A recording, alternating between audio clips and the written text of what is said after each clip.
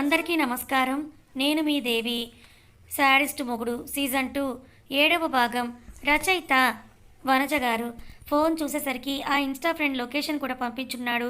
అడుగుదాం permission, manager ఏమంటాడు అనుకుని వెళ్ళి అడిగితే టీం అప్పటికే సీతని పొగిడి ఉండడంతో అవకతవకలకు చూసుకుంటుందని భ్రమపడి సరే సీత అని పర్మిషన్ ఇచ్చేశాడు ఆ మేనేజర్ బాబు. బయటకు వచ్చిన సీత లొకేషన్ని ఊబర్లో సెట్ చేసి ఆ ప్లేస్కి చేరుకుంది. ఏఆర్ కారులో వెళ్తూ ఉన్నాడు. ఈసారి అతని ఫేస్లో కోపం లేదు, ఏదో బాధ మాత్రమే ఉంది. ఆ బాధతోనే డ్రైవ్ చేస్తూ ఒక క్షణంలో ఎదురుగా ఉన్న బాబుని డాష్ ఇవ్వబోయి కార్ పక్కకు ఆపాడు. వెంటనే రియాక్ట్ అవుతూ ఏం కాలేదు కదా అనుకుంటూ కార్ దిగిన ఏఆర్కి బాబులో చిన్న భయం కూడా కనబడకపోవడం ఆశ్చర్యంగా అనిపించింది. నీకేం కాలేదు కదా అని అతని బుగ్గలు పట్టుకుని చూస్తూ అడుగుతున్నాడు ఏఆర్. లేదన్నట్టుగా తలూపి పక్కకు వెళ్తున్న బాబుని చూసి ఏఆర్కి బాధగా అనిపించి అతని పాకెట్లో ఉన్న 2000 రూపీస్ పెట్టేసి బుగ్గ తట్టి జాగ్రత్త అని చెప్పి వెళ్ళిపోయాడు ఏఆర్. ఆ బాబు ఏఆర్ని అలాగే చూస్తూ తనతో పాటు యాచిస్తున్న తాత చెయ్యి పట్టుకుని వెళ్ళిపోయాడు. మనసు చెదిరిన ఏఆర్ మాత్రం సిగరెట్ తాగడానికి పక్కకు వెళ్ళి ఆలోచిస్తున్నాడు. టీం అప్పటికే సీతని పొగిడి ఉండడంతో అవకతవకలకు చూసుకుంటుందని భ్రమలో పడి సరే సీత అని పర్మిషన్ ఇచ్చేశాడు మన మేనేజర్ బాబు. బయటకు వచ్చిన సీత లొకేషన్ని ఊబర్లో సెట్ చేసి ఆ ప్లేస్కి వెళ్ళటానికి క్యాబ్ ఎక్కేసింది. ఎక్కడా అనుకుంటూ చుట్టూ చూస్తోంది. అది ఒక గ్రేవ్ యార్డ్. అందులోకి వెళ్లే ముందే ఫ్లవర్స్ అన్నీ అమ్ముతూ ఉండడంతో ఒక మంచి పర్పుల్ కలర్ ఫ్లవర్స్ ఉన్న పెద్ద రోజెస్ బంచ్ తీసుకొని లోపలికి వెళ్ళింది. ఇప్పుడు అతన్ని ఎలా గుర్తుపట్టాలనుకుంటూ ఫస్ట్ టైం ఇన్స్టాలో తన ఫ్రెండ్కి కాల్ చేసింది సీత. ఒక సమాధి ముందు సైలెంట్గా చేతులు కట్టుకొని నిల్చున్నాడు అయాన్. తన నిక్కీని ఫోటోలో చూసుకుంటూ ఒక కన్నీటి బొట్టు కూడా రాల్చకుండా అలాగే చూస్తూ ఉన్నాడు. అతనికి 4 ఏళ్ల కిందటే తెలుసు ఆమె బ్రతకదని. కానీ మందులిచ్చి ఇంకొన్ని రోజులైనా తనతో పాటే ఉండేలా చేసుకోవాలనుకుంటే జ్వాల సరిగ్గా ఇవ్వని మెడిసిన్కి నిక్కీ ఆయుష్ ముందే తగ్గిపోయింది. ఆ కలలోనే ఉన్న అతనికి ఫోన్ 2 సార్లు మోగే వరకు వినపడకపోవడంతో మూడోసారి లిఫ్ట్ చేసి కాల్ చేసిన వాళ్ళకి చెప్పాడు అయాన్. దగ్గరికి వచ్చిన ఆ పర్సన్ అయాన్ని చూడకుండా కేవలం సమాధి ముందు తను తీసుకున్న ఆ పూలని పెట్టి తను కూడా ఒక క్రిస్టియనే కాబట్టి ఆ కల్చర్ని ఫాలో అవుతూ నిక్కీ ఆత్మకి శాంతి చేకూరాలని కోరుకుంటోంది. నిజానికి అయాన్ నిక్కీలు ఏ కులమో మతమో కూడా తెలియదు. కానీ తమను పెంచిన చర్చ్ తరపున నిక్కీకి అన్నీ కూడా క్రిస్టియన్ పద్ధతిలోనే జరిగాయి. 5 నిమిషాల ఇరువురి మౌనం తర్వాత ఒకరినొకరు చూసుకున్నారు సీత అయాన్లు. ఒకరు షాక్ అయితే ఇంకొకరు ఈయన అన్న ఎక్స్ప్రెషన్ ఇచ్చారు. అయాన్కి అక్కడ సీతను చూసి చాలా హ్యాపీగా అనిపించి ఆమె చేతులు పట్టుకున్నాడు. అతను అలా చేయగానే సీతకి ఎవరో తనకి తెలిసిన టచ్ లాగా అనిపిస్తే సార్ అంటే నాతో మాట్లాడేది మీరా ఈ 6 నెలల నుండి అని అడగటంతో ఎవరి గురించి అయితే వెతికి కనుక్కోవాలనుకున్నాడో వాళ్ళే తన దగ్గరికి రావడంతో అయాన్ హ్యాపీనెస్ అంతా ఇంత కాదు. మనసులోనే నిక్కీకి థ్యాంక్స్ చెప్పుకున్నాడు అయాన్. తనకి పర్పుల్ కలర్ అంటే ఇష్టం అని అయాన్ చెప్పడం చిన్నగా నవ్వి మీరు నిక్కీ గారిని చాలా లవ్ చేశారు కదా, కానీ ఇలా మధ్యలోనే తను మీకు దూరం అవ్వడం చాలా బాధగా ఉందని సీత అంటే ఏదైనా రాత రాసినప్పుడు అది అనుభవించాలి కదా అని అయాన్ చెప్పి ఆమెను తీసుకుని నిక్కీ ఫోటోకి ఒక ముద్దు పెట్టి మళ్ళీ ఏదో ఒక రూపంలో నా దగ్గరికి వచ్చేయి అని అంటూ తనకి బాయ్ చెప్తూ సీత వైపు చూసి చిన్నగా నవ్వి థ్యాంక్స్ నువ్వు ఇక్కడికి వచ్చినందుకు అని అన్నాడు. పర్లేదు సార్ అని సీత అంటే ఐయామ్ అయాన్ అని చెప్పాడు అయాన్. కానీ మీరు నాకు బాస్ కదా అని అంటూ సీత నవ్వుతూ ఉంటే ఫ్రెండ్స్ అంటూ చేయి చాపాడు అయాన్ ఆమె ముందు. అతని ముఖంలోని భావాల్ని గమనిస్తూ సీత మంచివాడే అనుకుంటూ ఫ్రెండ్స్ అని అంటూ తను కూడా తన చేయిని అందించింది. చిన్నగా నవ్వి కాఫీ తాగుదామా అని అడిగాడు అయాన్.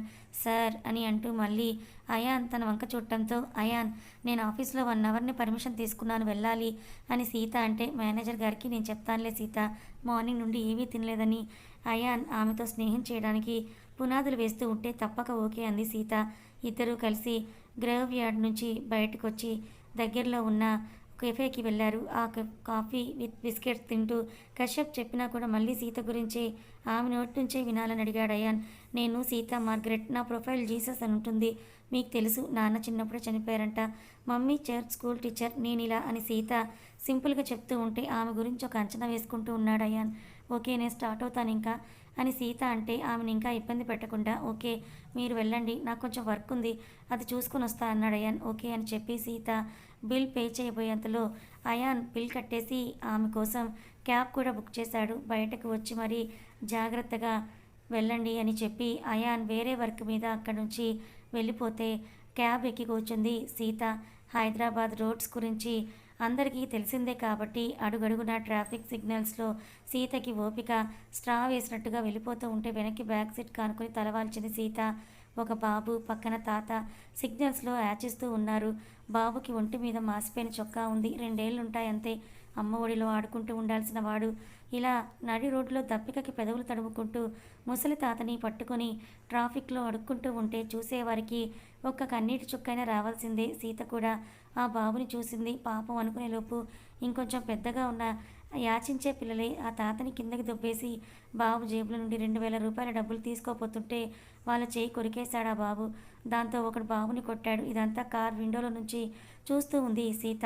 చిన్న వయసులో బాబులో ఆలోచించే శక్తి వచ్చిందేమో, అందుకే ఆ డబ్బులుంటే తాత తను తినొచ్చు, ఇప్పుడు వాళ్ళకి ఇచ్చేస్తే అన్నం లేకుండా ఎక్కడ పస్తులు ఉండాల్సి వస్తుందో అని డబ్బులు ఉన్న పాకెట్ని గట్టిగా చేత్తో పట్టుకున్నాడు ఆ బాబు. సీతకి వాళ్ళని అలా చూస్తూ ఉంటే కోపం పీక్స్లోకి రావడంతో ట్రాఫిక్కి ఆగి ఉన్న కారులో నుండి ఫాస్ట్గా దిగేసి వాళ్ళ ముందుకు వెళ్ళింది సీత. ఆటోమేటిక్గా వాళ్ళు పోకిరి కుర్రాలు కాబట్టి సీతకి భయపడకుండా, అరే ఓ మేడం, ఈ పిల్లోడు మా డబ్బులు దొంగతనం చేశాడు, ఈ తాత మా తాతనే, మీకు ఇది అనవసరం అని మెళ్ళో కర్చీఫ్ వేసుకున్న ఒక జీన్ ప్యాంట్ పిల్లోడు చెప్పేసరికి కోపంలో ఉన్న సీత వాడిని లాగిపెట్టి ఒకటి కొట్టింది. మిగతా బ్యాచ్ భయంగా చూశారు సీతని. అక్క అంటుంటే ఈ వయసులో మీరు చేసే పనులేంట్రా అంటూ నలుగురు చెవి వెలేసి తరిమేసింది సీత. కింద పడిన బాబు పైకి లేచి షర్ట్కి అంటుకున్న దుమ్ము దులుపుకుంటూ సీత వంక చిన్న చిన్న కళ్ళు పెద్దగా చేసి చూస్తూ దండం పెట్టాడు. దాంతో సీతకి గుండెల్లో నొప్పి పుడుతూ ఉంటే బాబు ముందు మోకాళ్ళ మీద కూర్చొని కర్చీఫ్తో లైట్గా వస్తున్న బ్లడ్ తుడిచేసి చాక్లెట్ ఇచ్చింది. బాబు తల అడ్డంగా ఊపడంతో నేను నీ కోసం ఇస్తున్నాను, ఇది ఎవరూ తీసుకోరు, నీకు మాత్రమే అంటూ చెప్పి చాక్లెట్ ర్యాపర్ తీసి బాబు నోట్లో పెట్టింది. కొత్తగా ఉన్న ఆ టేస్ట్కి దాన్ని చప్పరిస్తూ తాత చేయి పట్టుకున్నాడు ఆ బాబు. కళ్ళల్లో తిరిగిన నీళ్లతో బాయ్ చెప్తున్న సీతకి తిరిగి బాయ్ చెప్పి తాతతో కలిసి వెళ్ళిపోయాడు ఆ బాబు. ఆఫీస్కి వెళ్ళింది అన్న మాటే కానీ సీత మనసు లేదు. పొద్దున అయాన్ చెప్పిన దాని గురించి నిక్కీ విషయంలో, ఇప్పుడు ఆ బాబు విషయంలో ఎందుకో ఆమె మనసు మూగగా రోదిస్తూ ఉందనే చెప్పాలి. పాపం అని అనుకోవడం కంటే తను ఏం చెయ్యలేదు. అందుకే ఒక గంట పాటు రెస్ట్ తీసుకొని తిరిగి వర్క్ రెజ్యూమ్ చేసుకొని కొంచెం డైవర్ట్ అయ్యింది సీత. ఏఆర్ కోపంగా క్యాబిన్లో ఉన్నాడు.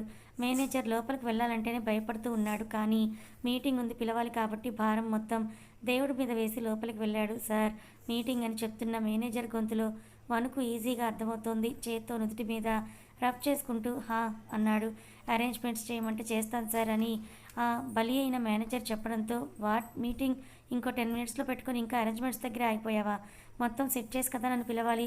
Wear is your mind soul ఒక చోట పెట్టి వర్క్ చేయండి అని ఏఆర్ గట్టిగా అరిచేసరికి ప్యాంట్ తడుపుకునే పనికి 1/2 సెంటీమీటర్లు ఆగుతూ 5 మినిట్స్లో మొత్తం సెట్ చేస్తాను సార్ అని చెప్పి పరుగు మేనేజర్ ఆ రూమ్ నుండి. ఇప్పుడు మన ఏఆర్ ఎందుకంత కోపంగా ఉన్నాడంటే తనకి రావాల్సిన ప్రాజెక్ట్ ఇంకో కంపెనీకి వెళ్ళడం, అది ఎస్టీఏ అయితే అసలు ఆలోచించేవాడే కాదేమో, కానీ వెళ్ళింది జ్వాలా షేర్ ఉన్న కంపెనీకి. అతను కొత్తగా కంపెనీ స్టార్ట్ చేసినప్పటి నుంచి వద్దు అనుకున్న ఆమె అతనికి అడ్డు వస్తూ ఉంది. దాంతో పంతం పెరిగి మ్యాక్సిమం ఆమెని తొక్కేశాడు. కానీ ఇప్పుడు తను కొంచెం ప్రెస్టీజియస్గా అనుకున్న ప్రాజెక్ట్ ఆమె గ్రాప్ చేయడంతో ఆ విసుగే ఇక్కడ చూపిస్తున్నాడు. 10 నిమిషాలకి కాన్ఫరెన్స్ రూమ్కి పోయి అక్కడ మొత్తం అల్లాడించి బయటకు వచ్చేసరికి తన కోసమే ఒక పిలుపు వేచి ఉంది. అదే హైదరాబాద్లో ఉన్న అందరూ కంపెనీస్ అటెండ్ అవ్వాల్సిన అఫీషియల్ గ్యాదరింగ్. దాంతో ఇంకా విసుగు ఏఆర్ ముఖంలో, రిజల్ట్ రా అతని గొంతులో. ఆ రోజు మొత్తం అయాన్ని ఎవరూ డిస్టర్బ్ చేయలేదు. రాత్రికి ఎప్పుడో కొంచెం మందు కొట్టి ఇంటికొచ్చాడు అయాన్. అతని కోసమే వెయిట్ చేస్తున్న ఈశ్వరి అయాన్ అని తూలిపోతున్నదని పట్టుకుంటూ ఉంటే వద్దుమా అయాన్ ఓకే అంటూ కింద పడుతూ పైకి లేస్తూనే తన రూమ్కి వెళ్ళి బెడ్ మీద అడ్డం పడిపోయాడు. ఆమె ఫస్ట్ చూసిన అయాన్కి ఇప్పుడు చూస్తున్న అయాన్కి చాలా డిఫరెన్స్ నోటీస్ చేసింది. 2 ఏళ్ల ముందు జరిగిన దానికి అతని ఊపిరనుకున్న మెడిసిన్ వదిలేసి సగం చస్తే నిక్కీ చనిపోయినప్పుడు పూర్తిగా చచ్చిపోయాడు. కానీ చుట్టూ ఉన్న వాళ్ళని చూసి కొంచెం మారడానికి అతనికి 6 నెలల టైం పట్టింది. కశ్యప్ అజిత్లతో మాట్లాడాలనుకుని కూడా అది గుర్తులేక నిక్కీని గుర్తు తెచ్చుకుంటూ తాగి వచ్చి పడుకున్నాడు అయాన్. మరో రూమ్లో కశ్యప్ ఆఫీస్ వర్క్ చేసుకుంటూ ఉంటే మాన్సి అతనికి హెల్ప్ చేస్తూ ఉంది. ఇంకో రూమ్లో జానకి పిచ్చి బిహేవియర్కి ఆమెని అంటిపెట్టుకుని కూర్చున్నాడు అజిత్. దానికి కారణం ఆమె చేయి కోసుకోవడం. ఒక 2 గంటలు వెనక్కి వెళ్తే ఏం జరిగిందో చూద్దాం. ఎప్పుడో ఒకసారి బయటకు వచ్చిన జాహ్నవి హాల్ మొత్తం కూడా ఒకసారి చూసి తన రూమ్కి వెళ్ళింది. అంటే ముందు పెళ్లి కాకముందు అయోధ్యలో తను యూజ్ చేసుకుంటున్న రూమ్కి చాలాసేపు ఒంటరిగా ఆ రూమ్లోనే ఉండి తన డ్రెస్సులు థింగ్స్ అన్నీ చూసుకుంటూ గడిపిన ఆమెకి ఒక కబోర్డ్లో తన ఫేవరెట్ బొమ్మ కనపడింది. ఫ్రెండ్స్తో ట్రిప్కి వెళ్ళినప్పుడు నార్త్ సైడ్ రియలిస్టిక్గా ఉన్న ఒక డాల్ని ఎంతో ఇష్టపడి తెచ్చుకుంది. దానికి ఏదో పేరు పెట్టుకుని బుజ్జి బంగారాలు అంటూ తెలియకుండానే బేబీ అన్న ఫీల్ తెచ్చుకొని అభి భావతి లాంటి పాపని కనాలి అంటే అప్పట్లో అజిత్తో పెళ్ళికి జరిగిన తర్వాత కాదు, ముందుగానే అన్నమాట. అలా అనుకుని తెగ సంబరపడి దానికి ఫ్రాకులు తీసి ఏవేవో చేసి మురిసిపోయిన జాహ్నవికి ఇప్పుడు తను ఒక బేబీని కనలేదని తెలిసి ఆ పిచ్చి ఇంకా ఎక్కువై తన రూమ్ను మొత్తం చెల్లా చెదురు చేసి ప్రజెంట్ ఉన్న రూమ్కి పరిగెడుతూ వెళ్ళడం. ఆఫీస్ నుంచి ఇంటికి వచ్చిన అజిత్ చూసేశాడు. కొంచెం డౌట్ కొట్టడంతో ల్యాప్టాప్ బ్యాగ్ అన్నీ హాల్లో విసిరేసి ఆమె వెనుకే వెళ్ళేసరికి అప్పటికే కత్తి తీసుకుని చేతులకి గాయం చేసుకుని ఉంది జాహ్నవి. ఫాస్ట్గా వెళ్ళి ఆమె చేతుల్లో నుండి కత్తి తీస్తే, ఎందుకు తీసుకున్నావు ఇచ్చేయి కత్తి, నేను కోసుకుంటా చచ్చిపోతా అంటూ పిచ్చిగా వాగుతున్న జాహ్నవిని ప్రజెంట్లోకి తెచ్చేలా లాగిపెట్టి ఒకటి పీకాడు అజిత్. దాంతో దిమ్మ తిరిగి అతని వంకే చూస్తూ సైలెంట్ అయిపోయింది జాహ్నవి. పక్క చిక్కిపోయి కళ్ళు లోపలికి ఆనుతున్న ఆమెను చూస్తూ ఉంటే అజిత్ గుండె బాధతో మూలుగుతూ ఉంది. ఆమెని అక్కున చేర్చుకుంది. చిన్న హృదయానికి స్వాంతన దొరికిందేమో. నాకు మన బేబీ కావాలి అజిత్ ప్లీజ్ అంటూ ఎక్కిళ్ళు పెట్టి ఏడుస్తూ అతని గుండె మీద పసిపాపలా వాలిపోయి స్పృహ తప్పిన జాహ్నవిని ఎత్తుకొని బెడ్ మీద పడుకోబెట్టి కోసుకున్న చేతులకు కట్లు కట్టి స్పూన్తో పాలు పట్టించాడు అజిత్. లేస్తే మళ్ళీ ఏమైనా చేసుకుంటుందేమో అని భయపడి ఆమెని అలాగే పొదవు పట్టుకొని పడుకున్నాడు అజిత్. నిజంగా 2 ఏళ్ల నుండి ఇల్లంతా శ్మశాన వాటికలా ఉంది. ఎవరు ఎప్పుడు ఎలా అవుతారో అని అనుక్షణం కాచుకోవాలి అనుకుంటూ అభి అని మనసులో గట్టిగా అనుకున్నాడు అజిత్. కథ కొనసాగుతుంది. ఫ్రెండ్స్, స్టోరీ కన్ఫ్యూజన్గా ఉందని కొంతమంది కామెంట్ చేస్తున్నారు. మీరు స్టోరీ ఫస్ట్ నుంచి ఫాలో అవుతుంటే మీకు ఎలాంటి కన్ఫ్యూజన్ ఉండదు. మరోపక్క అభి జానకిలు చనిపోయారా అంటే మీరు స్టోరీ చూస్తుంటే మీకు ఈ పాటికే అర్థమవుతుంది. అర్థమైన వాళ్ళు ఆల్రెడీ కామెంట్స్ పెడుతున్నారు. మరి మీరు ఇంకా డీప్గా వెళ్తే మీకు ఇంకొన్ని విషయాలకు కూడా ఒక క్లారిఫికేషన్ వచ్చే ఉంటుంది. అదేంటి అంటే అభి జానకిల పిల్లలు, ఆ పిల్లలు బ్రతికే ఉన్నారా లేదా అన్న దానికి మీకు ఈ సీజన్ 2లో స్టార్ట్ అయినప్పటి నుంచి చూస్తూ ఉంటే మీకు తెలుస్తూ ఉండొచ్చు. ఎందుకంటే వాళ్ళ గురించి మీకు పర్టికులర్గా మెన్షన్ చేయకపోయినా వాళ్ళని ఉన్నారో లేదో తెలిసేలాగా మీకు ఈ ఎపిసోడ్స్లో వచ్చుంటుంది. కాబట్టి ఒకవేళ అలా మీలో ఎవరికైనా అర్థమైతే మరి అభి జానకిల పిల్లలు బ్రతికే ఉన్నారా అని మీకు అనిపిస్తే వాళ్ళు ఎవరో ఒక్కసారి మీకు తెలిస్తే కామెంట్ చేయండి. మరి రాబోయే ఎపిసోడ్లో ఏం జరగబోతుందో తెలుసుకోవాలి అనుకుంటే మన ఛానల్ని సబ్స్క్రైబ్ చేసుకొని ఫాలో అవ్వండి. కథ నచ్చితే లైక్ చేయండి. Thank you so much.